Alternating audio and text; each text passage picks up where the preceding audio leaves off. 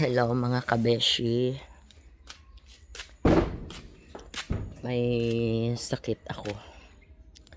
So lumabas ako dito sa aming, kung maalala ninyo, lininisan namin ito noon. Pero ngayon, puno na ng damo. At may tumubo na melon. Yan o.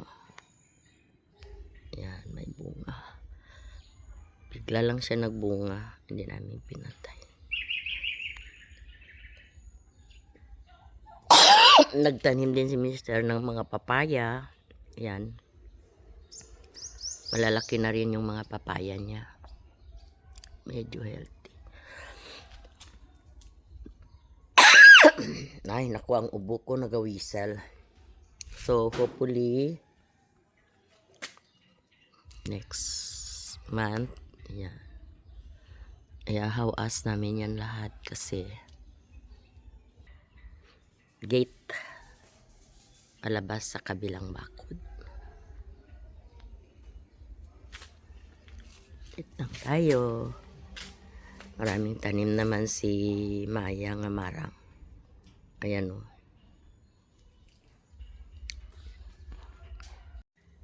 Yan, may bago na naman siyang bunga. Ay, saan yan?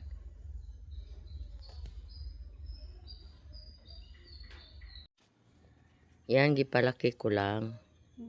Yan, pero yung isa doon, malaki na. Sana yun. Ayun, malaki na. Dalawa na ang bunga. Diba? Buto nga ng dahilamon niya, Nor.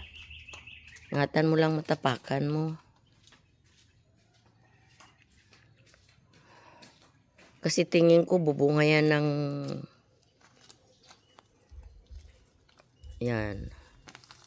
Palayo doon sa mo na ilagay. Nan. Ara pa.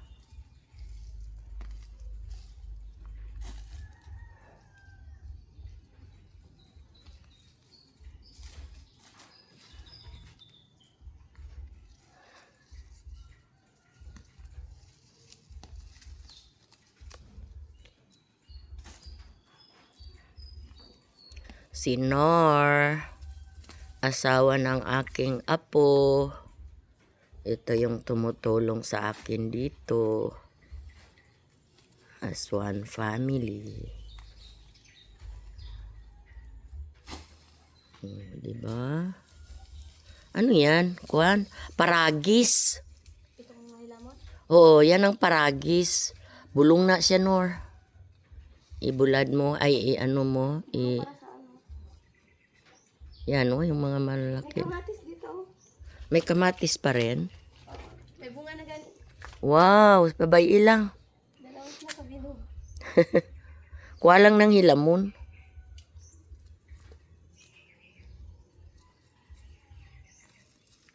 Nagabulak na siya, marami siyang bulak. Oo, dami. Dami mo bunga. Ayan o, yung dila mo sa paa mo, matataas na. Yan.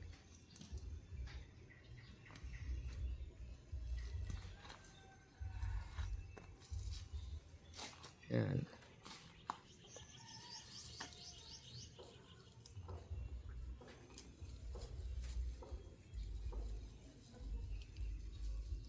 Yung ating ano, marami ng ano. Lagbati? Oo. Dami. Tutubo na ganyan pinatanim ko dyan. Dapat ganyan magtanim tayo ng talong, no?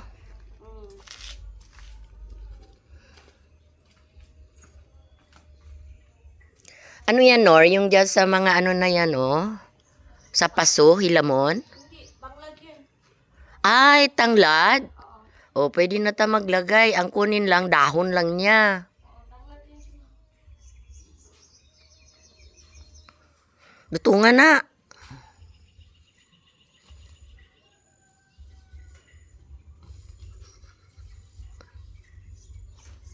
Dali na. At least nabuhinan. Ari pa, may isa pa. Katawa-tawa. Grabe sila maghilapon dito. Kaya mataba kasi yung lupa dito dati. Saboy